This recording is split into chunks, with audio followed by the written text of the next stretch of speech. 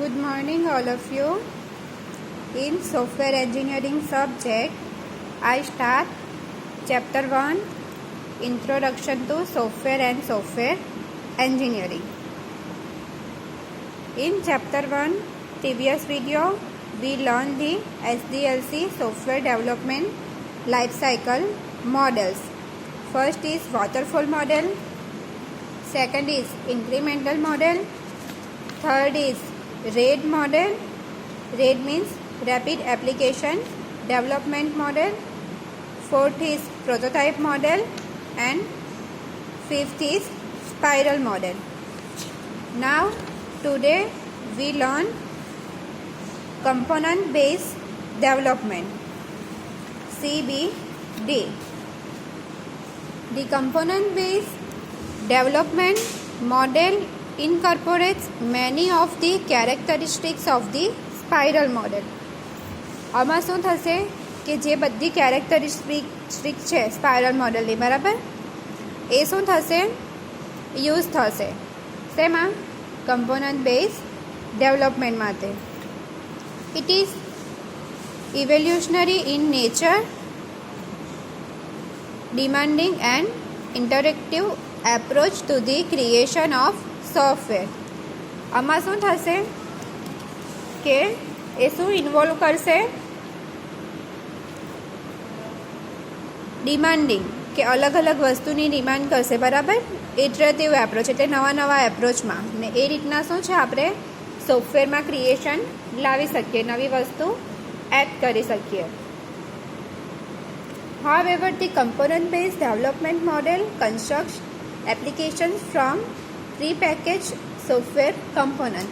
જે આગળ કોઈ સોફ્ટવેર બનેલું હોય સિમિલર તો એના પેકેજને યુઝ કરશે, એનાથી શું થશે સારી રીતના આપણે સોફ્ટવેર છે તો એને બનાવી શકીએ.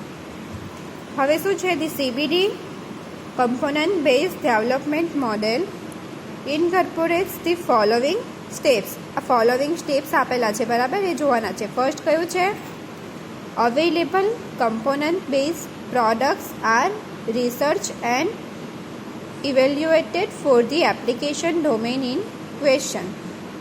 જે પણ અવેલેબલ કમ્પોનન્ટ હશે બરાબર એ શું કરવાના છે આપણે યુઝ કરવાના છે શેના માટે રિસર્ચ માટે, અને એના પરથી જે રિઝલ્ટ મળશે એને શું કરવાનું છે યુઝ કરવાનું છે. એમાં અલગ અલગ ક્વેશ્ચન અપ્લાય કરવાના છે કે જેનાથી આપણે જે પણ પ્રોડક્ટ બનાવીએ તો એ કેવી બને પ્રોપર બને. Component integration issues are considers. કમ્પોનન્ટમાં જે પણ કોઈ ઇસ્યુ આવશે તો એ ઇસ્યુ શું કરશે કન્સિડર કરશે, એને કાઉન્ટ કરશે અને એને સોલ્વ કરવાની ટ્રાય કરશે.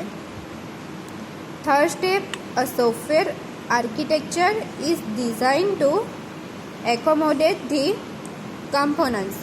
જે પણ સોફ્ટવેરનું આર્કિટેક્ચર છે એને શું કરવાનું છે ડિઝાઇન કરવાનું છે અને એના કમ્પોનન્ટ કયા કયા આવશે એ ફાઇન્ડ આઉટ કરવાનું છે બરાબર. ડિઝાઇનિંગ માટે આપણે અલગ અલગ અલ્ગોરિધમ્સ એપ્લિકેશન્સ એ બધું અપ્લાય કરવાનું છે પ્રોડક્ટ પર અને પ્રોડક્ટનું શું મોડેલ રેડી કરવાનું છે. ફોર્થ શું છે component are integrated into the architecture. હવે આર્કિટેક્ચર બનાવવાનું છે કે જે પણ પ્રોડક્ટ છે તો કઈ રીતની બનશે, તો એ આર્કિટેક્ચરમાં શું બધા કમ્પોનન્ટને આપણે એડ કરવાના છે કે જેનાથી પ્રોપર આર્કિટેક્ચર રેડી થઈ જાય. Fifth step comprehensive testing is conducted to ensure proper functionality.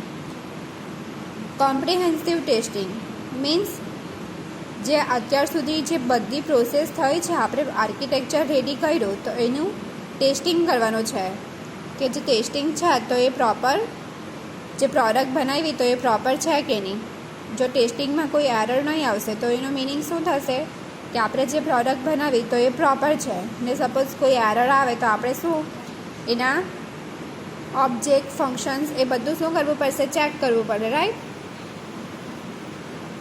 The component-based development model leads to software reuse and reusability, provides software engineers with a number of measurable benefits.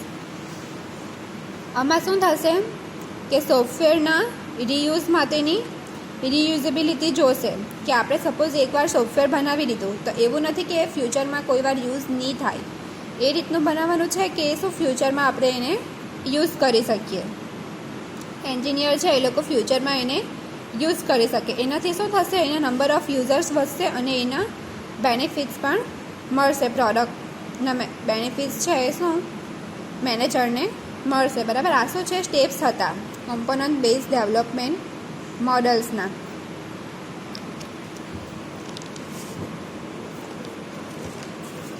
હવે next શું છે, agile process model.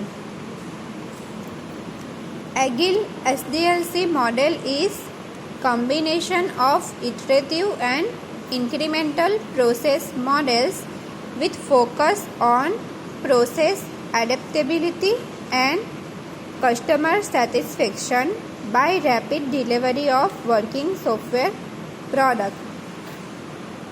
આમાં શું થશે કે combination છે શેનું, iterative and incremental process મોડેલનું, એગિલ પ્રોસેસ મોડેલ. ને એ ફોકસ શેના પર કરશે કે જે કાર્યક્ષમતા છે, જે વર્ક કરવાની એબિલિટી છે કસ્ટમરની, તો એ કેવી હોવી જોઈએ, રેપિડ મીન્સ ફાસ્ટ ડિલિવરી થાય એ રીતનું વર્કિંગ કરવાનું છે આપણે. બરાબર. સોફ્ટવેરનું agile methods break the product into small incremental builds. આમાં શું થશે, મોડેલ બનાવવાનું છે, એમાં એવી મેથડનો યુઝ કરવાનો છે કે જે પ્રોડક્ટને શું કરશે, અલગ અલગ નાના નાના પાર્ટ્સમાં ડિવાઈડ કરશે. એનાથી શું થશે, જલ્દીથી પ્રોડક્ટ બની જશે. બરાબર. અને ઇઝીલી મેન્ટેન પણ થશે. Every iteration involves cross functional teams working simultaneously on various areas. આમાં શું થશે, અલગ અલગ ટીમ બનાવવાની છે, સ્મોલ પાર્ટમાં ડિવાઈડ કરવાનો છે પ્રોજેક્ટને. એનો મિનિંગ શું થાય કે અલગ અલગ ટીમ બનાવવાની છે નાની નાની. બરાબર.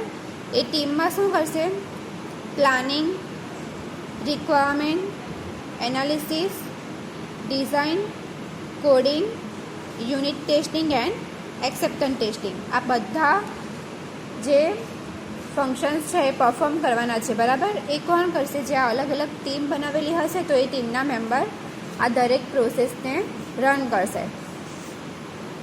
હવે નેક્સ્ટ શું છે, advantages of agile process model.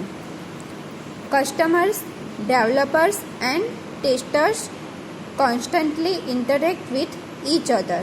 Customer હશે. બરાબર. પછી ડેવલપર કે જે આ સોફ્ટવેરને બનાવશે, ટેસ્ટર કે જે ટેસ્ટિંગ કરશે. બરાબર. તો એ બધા શું કરશે, કોન્સ્ટન્ટલી કોમ્યુનિકેશન કરશે કે જેનાથી કોઈ પણ જો એરર આવે તો એને એ લોકો સોલ્વ કરશે અને પ્રોડક્ટ કેવું બનશે, એકદમ પરફેક્ટ બનશે અને સ્પીડમાં રન થશે.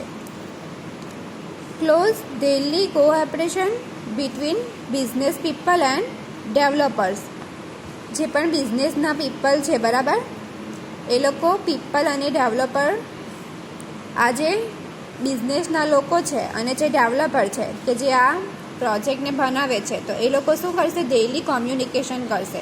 એનાથી શું થશે કે જો કોઈ પણ કન્ફ્યુઝન હશે તો A at that time clear થઈ જશે અને એરર આવવાના ચાન્સીસ બહુ ઓછા રહેશે. આ એડવાન્ટેજ છે એગિલ પ્રોસેસ મોડેલના. બરાબર. નેક્સ્ટ કયું છે, regular adaptation to changing circumstances. Regularly શું કરશે, ચેક કરશે કે કોઈ ચેન્જ આવેલો છે ને ચેન્જ કર્યો તો એનાથી શું ફરક પડે છે, ઇઝીલી વર્ક થાય છે, રન થાય છે કે નથી થતું. બરાબર. એ બધું ચેક કરશે. Last advantage, even late changes in the requirements are welcome. Suppose project ready થઈ ગયો, બરાબર, અને લાસ્ટમાં કોઈ રિક્વાયરમેન્ટ્સ આવી તો એને પણ શું કરશે, એ લોકો વેલકમ કરશે, એ ચેન્જને એક્સેપ્ટ કરશે અને ટ્રાય કરશે એને પ્રોજેક્ટમાં એડ કરવાની. ડિસએડવાન્ટેજીસ કયા થશે, in case of some software it is difficult to access the effort required at the beginning of the software development life cycle. હવે આપણે જ્યારે સોફ્ટવેર બનાવવાનું છે તો સ્ટાર્ટિંગમાં એની રિક્વાયરમેન્ટ જે છે તો એ થોડી ડિફિકલ્ટ થાય, બરાબર, ગેધર કરવાની. પણ એને જો કરી લેશે તો ઇઝીલી બની જાય. આ ડિસએડવાન્ટેજ છે કે આપણે સ્ટાર્ટિંગમાં પ્રોપર રિક્વાયરમેન્ટ્સ ગેધર નહીં કરી શકીએ, right. The project can easily get taken off track if the customer representative is not clear what final outcome that they want. આનાથી શું થશે કે કસ્ટમરને જલ્દીથી ખ્યાલ નહીં આવશે કે કઈ રિક્વાયરમેન્ટ છે અને પ્રોડક્ટ કઈ રીતના બનશે. એટલા માટે આ ડિસએડવાન્ટેજીસ છે, બરાબર. Only senior programmers are capable of taking the kind of decisions required during the development process. જે પણ સિનિયર પ્રોગ્રામર હશે એ લોકો કેપેબલ છે કોઈ પણ ચેન્જ આવે તો એને કરવા માટે, બરાબર. કારણ કે જો લાસ્ટ ટાઈમ કોઈ રિક્વાયરમેન્ટ એડ કરી તો એને તો પ્રોપર જે નોન પર્સન હશે એ લોકો સોલ્વ કરી શકશે. અહીંયા agile process model theory over થાય છે. હવે નેક્સ્ટ કયું છે product and process. If the process is weak the end product will undoubtedly suffer. જો પ્રોસેસ એ વીક હશે તો પ્રોડક્ટ પણ કેવી બનશે, પ્રોપર નહીં બનશે. એટલા માટે કોઈ પણ પ્રોડક્ટ બનાવવા માટે પ્રોસેસ પહેલાં કેવી હોવી જોઈએ, એકદમ ક્લિયર હોવી જોઈએ, બરાબર, અને પ્રોપર રન થવી જોઈએ. People derive as much satisfaction from the creative process as they do from the end product. અત્યારના જનરેશનમાં કેવું છે કે પ્રોડક્ટ પરફેક્ટ બને એની પહેલાં એ લોકો જોશે કે પ્રોસેસ પણ કેવી છે. જો પ્રોસેસ એ ક્રિએટિવ હશે તો કસ્ટમરને થશે કે નહીં મારી પ્રોડક્ટ પર એકદમ ક્રિએટિવ બનશે. એક એક્ઝામ્પલ છે, an artist enjoy the brush strokes as much as the frame result. Artist જે છે તો એ જ્યારે ડ્રોઈંગ કરતો હશે તો ત્યારે બ્રશને એન્જોય કરશે, બરાબર. એને ખબર હશે કે જો હું ઇન્ટરેસ્ટ લઈને 100% મારું આપીશ તો જે રિઝલ્ટ બનવાનું છે એ પ્રોપર જ બનશે. સેકન્ડ એક્ઝામ્પલ છે, a writer enjoys the search for the proper metaphor as much as the finish book. Writer જે હશે તો એને વચ્ચેની જે સ્ટોરી લખવાની છે પ્રોસેસ જે છે તો એમાં એ વધારે એન્જોયમેન્ટ કરશે. એને ખબર છે કે બુક તો ફિનિશ થઈ જ જવાની છે ટાઈમ પર. As creative software professional you should also derive as much satisfaction from the process as the end project. આમાં પણ એવું જ છે કે જે પ્રોફેશનલ લોકો છે એ શું પ્રોસેસથી સેટિસ્ફેક્શન થાય કે જે પણ પ્રોસેસ છે એ ક્લિયર હોવી જોઈએ અને ઇઝી હોવી જોઈએ. જો એ ક્લિયર હશે તો પ્રોડક્ટ તો એન્ડ પ્રોડક્ટ તો પરફેક્ટ જ બનવાની છે. The duality of product and process is one important element in keeping creative people engaged as software engineering continues to evolve. Software engineering જે છે તો એમાં પ્રોડક્ટ અને પ્રોસેસ આ બેઉ ટર્મ ઇમ્પોર્ટન્ટ છે, બરાબર. પ્રોડક્ટ કે જે લાસ્ટમાં બનશે અને એને બનાવવા માટેની જે પ્રોસેસ છે તો એ પ્રોસેસ પણ ઇમ્પોર્ટન્ટ છે, બરાબર. અહીંયા પ્રોડક્ટ અને પ્રોસેસ ટોપિક કમ્પ્લીટ થાય છે.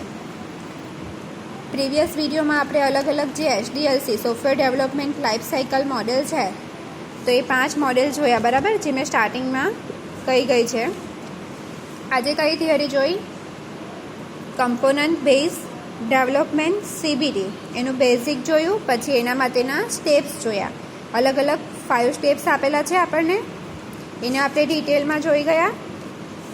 ત્યાર પછી શું જોયું, જે HDLCના મોડેલ્સ છે તો એના જેવું જ આ એક એગિલ પ્રોસેસ મોડેલ છે. એનું બેઝિક જોયું, એના એડવાન્ટેજીસ જોયા, ડિસએડવાન્ટેજીસ, બરાબર. અને પછી લાસ્ટમાં કઈ થિયરી જોઈ, પ્રોડક્ટ એન્ડ પ્રોસેસ. હવે અહીંયા તમારું સોફ્ટવેર એન્જિનિયરિંગનું યુનિટ 1 કમ્પ્લીટ થાય છે, બરાબર. નેક્સ્ટ વિડીયોમાં આપણે યુનિટ 2 સ્ટાર્ટ કરશું.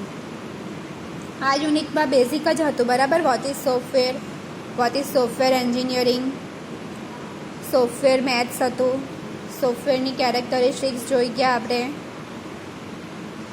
ત્યાર પછી software as a layer technology, અલગ અલગ 4 લેયર જોયા. પછી સોફ્ટવેર ડેવલપમેન્ટ લાઈફ સાયકલ માટેના 5 અલગ અલગ મોડેલ છે એ મોડેલ જોયા. આ મોડેલ બહુ ઇમ્પોર્ટન્ટ છે, એમાંથી 2 મોડેલ તો એક્ઝામમાં પૂછાય જ છે. અને આજે કઈ થિયરી જોઈ? CBD component base development, agile process model અને પ્રોસેસ એન્ડ પ્રોડક્ટ. બરાબર? Okay, thank you.